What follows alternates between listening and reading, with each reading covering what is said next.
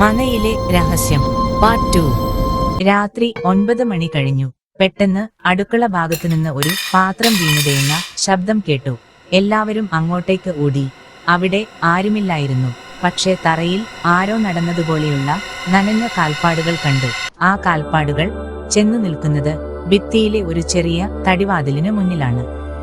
അർജുൻ ആ വാതിൽ തള്ളിത്തുറന്നു. അതിനു താഴെ ഇരുട്ടിലേക്ക് നീളുന്ന കൽപ്പടവുകൾ.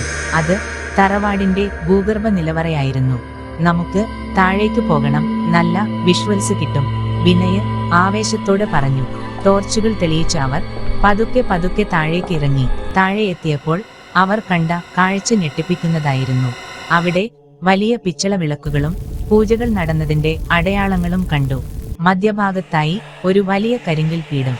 അതിന് മുകളിൽ കറുത്ത നിറത്തിൽ കട്ടപിടിച്ച രക്തക്കറകൾ.